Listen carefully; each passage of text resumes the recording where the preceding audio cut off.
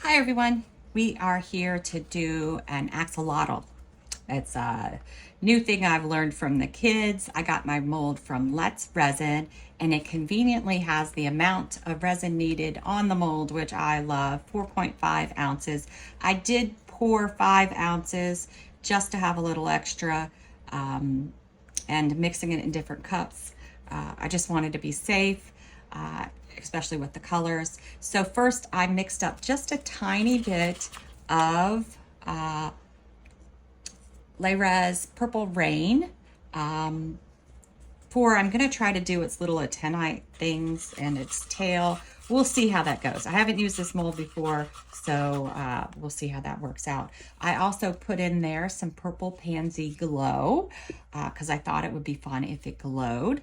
I also have the rest I mixed with Let's Resin Chameleon Powder Grape. I added a little touch of my Purple Rain and then a scoop of my Purple Pansy Glow.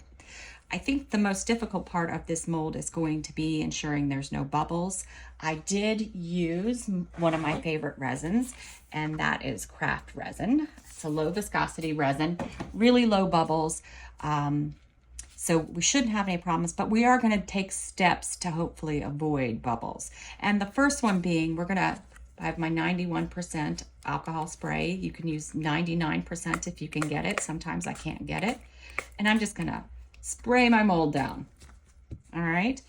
Next, I don't know how easy it's going to be to fill the antenna of this or the little spots.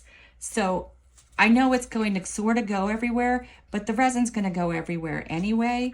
So I'm okay with that. So I'm first going to pour towards the little antennae, and I know it's going to come out of those holes because of the shape of the mold. That's okay. Just going to sort of move it around, try to convince it should go into the holes I want it to go in. And like I said, it doesn't have to be perfect because I want it to be a weird sort of creature anyway. I have my little plastic silicone tool that I'm using to sort of push the resin up into the holes. Just giving it a little nudge, trying to say, okay, work with me here. I want you up here. Please go. But again, okay, if it doesn't go there, I'm completely fine with it. Pushing it around. You can also use the droppers, but I just said, you know what? Let me just try this on my own and see how it works out. All right. Now, I also think we're sort of going to have to layer the resin in to get it to do what I want. So let's start with the body now.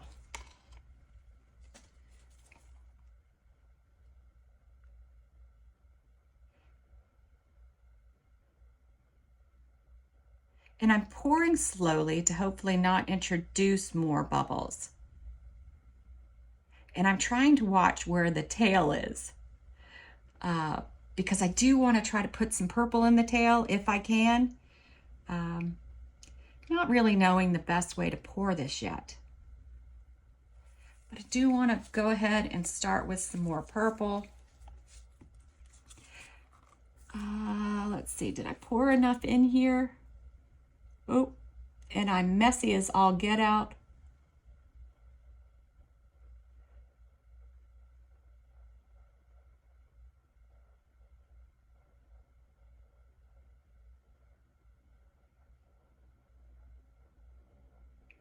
You know me, I'm not perfect. I move around, I jiggle, I just not a very good pourer. All right, now that I got that in, I'm going to go for the center of the mold to pour the rest of my resin. And hopefully that will keep some of my purple and stuff up in the spots that I want it.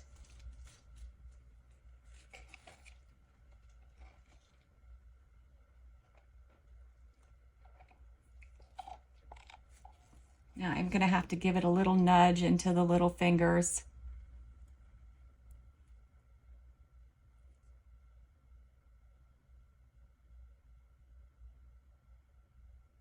Hoping I didn't pour too much at this point.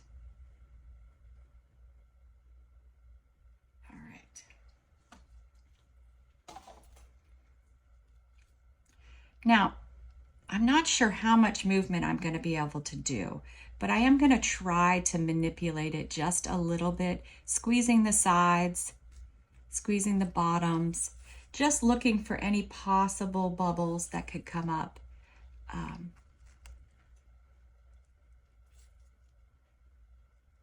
I don't see any air pockets when I squeeze, if you look along where I'm squeezing. So that's usually a good sign. I'm gonna move it around. The movement helps get the bubbles up. It's too flimsy to shake, which is also, I would tap if I could, but I don't think it's going to be easy to tap because it's flimsier. But still, the moving around of the mold helps.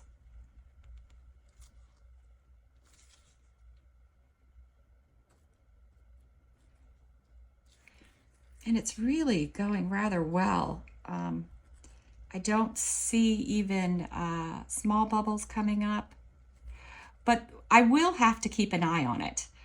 It won't be something that I'll just walk away from. It is going to be something that I'm going to watch, look for bubbles. You can see through the mold, which is good, so that if you see something coming up in an edge, you can sort of push it.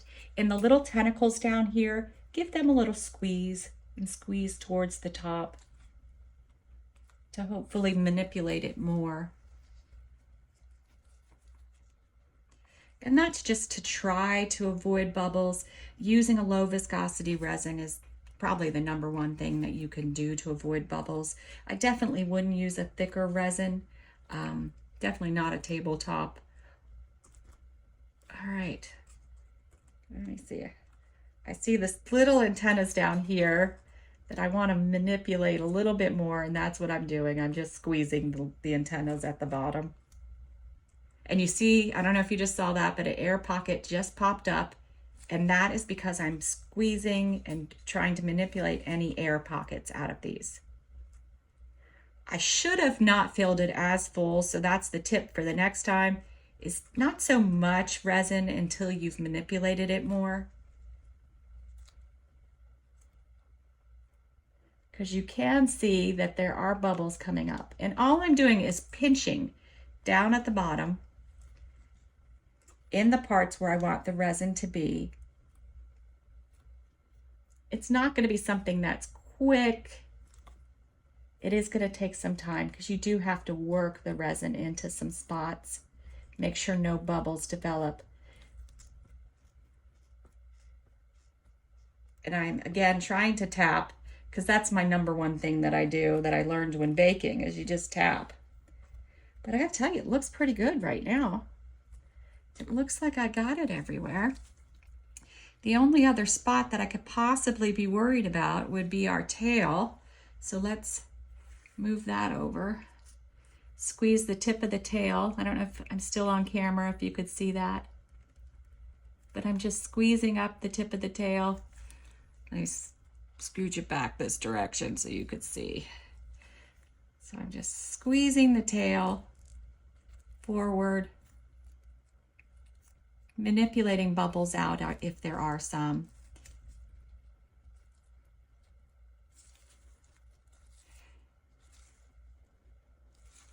All right. So as you do that, if the bubbles don't automatically disappear, you can spray them with your alcohol spray. If you notice some are developing around the edge of your mold, just take one of your handy dandy toothpicks, spray it with a little alcohol spray, and you can go right along the edge of the mold to get any possible little bubbles that are gathering around there. All right, well, I'm going to do the rest on my own, but you see what I'm doing.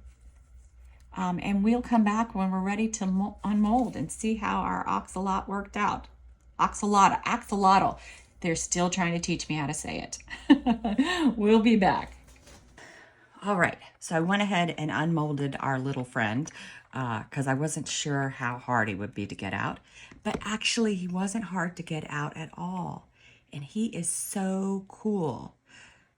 Look at that. And he's got that glow powder in here. So I'm hoping that he will glow nicely. but he's a cool looking dude.